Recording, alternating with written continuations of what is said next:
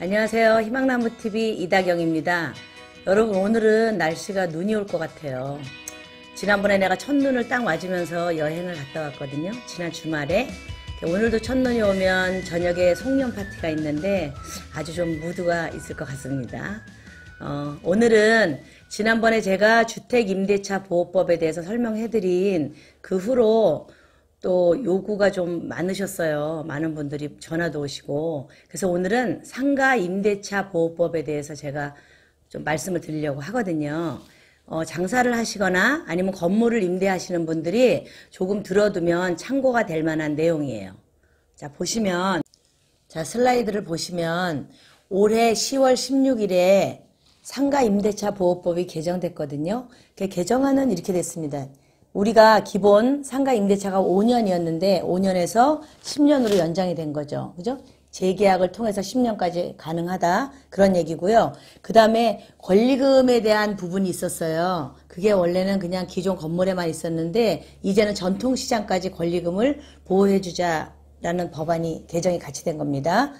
그리고 상가건물 임대차 분쟁조정위원회가 설치가 됐는데 여러분 대한법률구조공단이라고 아실 거예요. 거기 무료로 다 법률에 대한 자문을 해주는 데거든요. 그래서 누구든지 소상공인 누구나 다 가서 무료로 받으실 수 있어요. 분쟁이 있을 시에는 여기 찾아가시면 됩니다. 그리고 또 하나는 이거는 임대인에게 희소식인데요. 이제 동일한 임차인에게 5년, 10년 이렇게 장기 계약을 뭐 조금씩만 올려가면서 장기 계약을 해줬어요. 그랬을 경우에는 임대인 분들에게 소득세하고 법인세의 5%를 세액 공제해주는 법안이 같이 개정이 된 겁니다.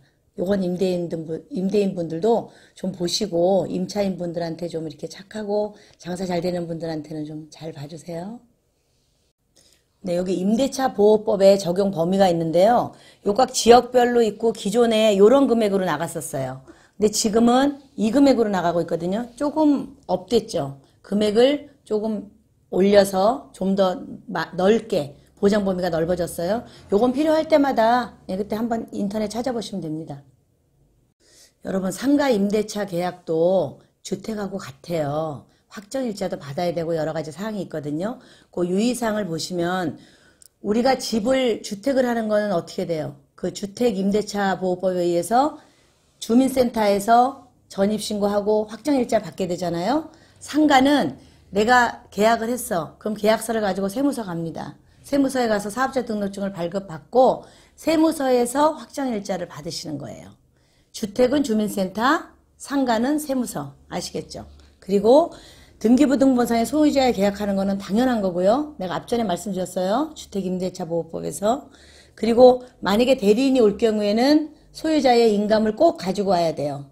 위임장과 함께, 인감도장과 함께. 그분하고만 계약을 하셔야 됩니다. 그리고 이것도 마찬가지로 건물주의 국세 및 지방세 납입 증명서를 요청하셔야 돼요. 그건 등기부상에 안 나온다고 제가 말씀드렸죠. 주택하고 똑같습니다.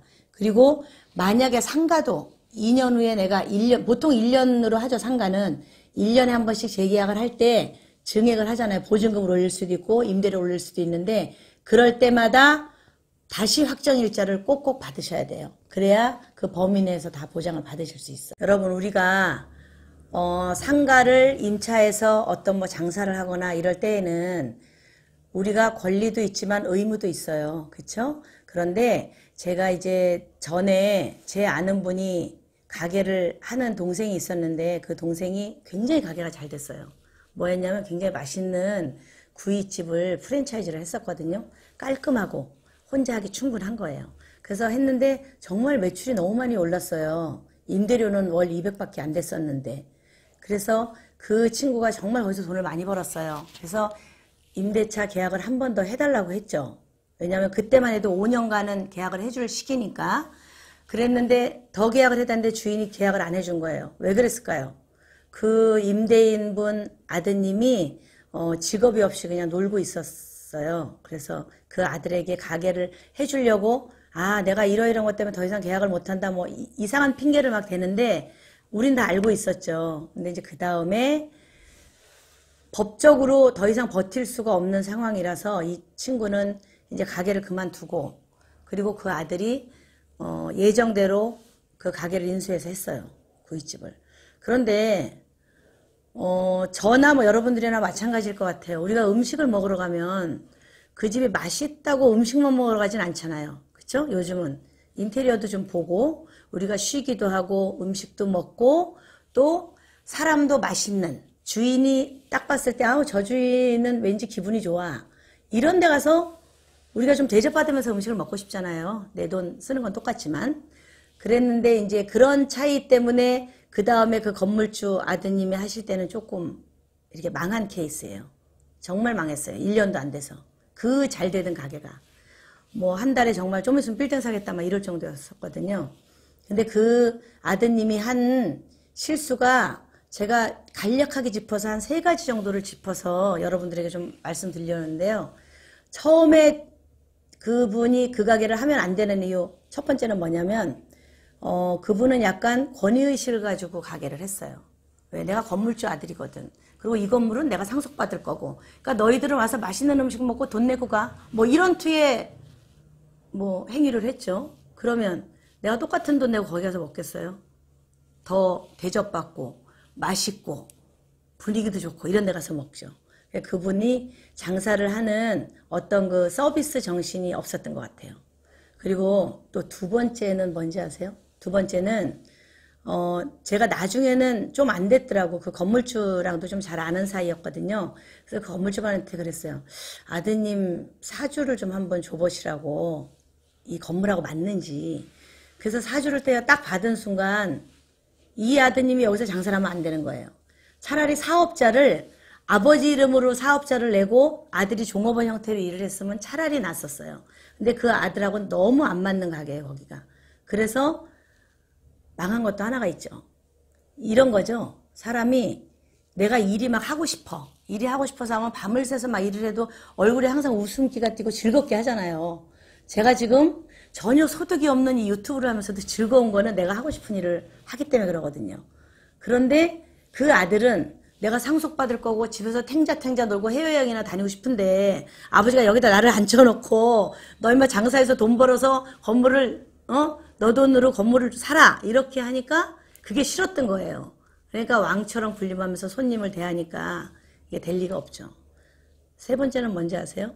그 아들이 요즘 세대에 좀 맞게 세련되게 디자인을 바꾸고 인테리어를 바꾸고 그 다음에 자기가 장사를 하겠다.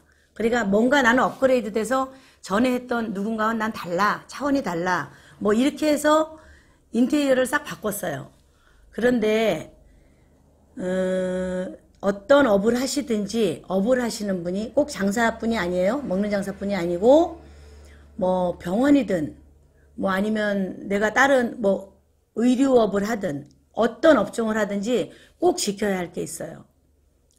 부분적으로 수리가 들어갈 때는 내가 출입문을 딱 향하고 등에 뒤에 출입문을 딱 있죠. 그리고 등을 쥐고 서요. 서서 왼쪽 방향부터 수리를 하고 들어가야 됩니다. 여러분 이거는 아무 데도 안 나와요. 유명 변호사도 모르는 거예요. 이거는. 저만 가르쳐드리는 건데요. 왼쪽부터 하나 수리를 하고 들어가셔야 돼요. 내가 문을 등지고 서서 오른쪽부터 수리를 하고 들어가잖아요. 그 순간부터 여기는 복이 다 달아나요. 복이 없어지는 거예요. 왼쪽부터 수리를 하고 들어가야만 복덕방이에요. 그게. 그래서 복이 들어오는 거죠. 최대 큰 실수는 그 친구가 딱 3가지 실수를 했어요. 근데 항상 권위의식적인 걸 내가 생각을 해보면 거기랑 사주가 안 맞는 거야. 그 터랑. 안 맞는데 가서 하려니까 그것도 싫은 거야. 싫으니까 손님이 왕으로 보이겠어요? 아 그래 와서 돈 내고 음식이나 먹고 가라. 이렇게 되는 거죠. 그 손님은 그걸 모르겠어요? 우리는 이렇게 눈빛만 봐도 다 알죠. 누구나 다 느끼는 거잖아요. 아, 이 사람은 장사하기 싫은가 보다. 맛있는 음식이 얼마나 많습니까? 이 마포구에 뭐 천지가 맛집인데 내가 살쪄서 지금 막 금식하고 있는 중인데 그쵸? 그러니까 음식만 맛있다고 장사가 되는 거 아니고요. 그 다음에 나랑 맞는지 풍수적으로 좀 가게도 따져봐야 되고 수리를 할 때는 이거는 뭐 딴 데 안 물어봐도 돼요. 수리를 할 때는 꼭 왼쪽부터 수리를 하시고요. 그리고 임차인을 그렇게 마음 아프게 내보낸 건 더 안 되는 거예요. 그러니까 우리는 서로 임차인과 임대인은 서로 좋은 사이에서 나한테 임차하고 이렇게 매월 임대료를 줘서 고맙습니다. 이렇게 받으시고요. 임차인도 이 가게를 해서 내가 돈 벌게 해서 고맙습니다. 이렇게 서로를 인사하면서 아주 유익한 상거래가 됐으면 합니다. 자, 그래서 오늘 상가임대차법은 소개를 드렸고요. 궁금하신 거는 이 아래 댓글로 혹은 문자로 주시면 되고요. 그 다음에 또 아시죠? 이렇게 구독, 좋아요. 이건 아주 필수예요, 필수. 구독은 근데 한 번만 누르셔야 돼요. 어떤 분이 구독을 눌렀다, 들어올 때마다 누르셔가지고 구독을 횟수가 한 명 늘었다 줄었다 늘었다 줄었다 하시는 분이 계세요. 뭐 다음에 제가 만나면 그분은 가르쳐 드릴 거예요. 어쨌든 감사합니다. 그리고 앞으로도 꾸준히 영상 구독 부탁드립니다. 고맙습니다.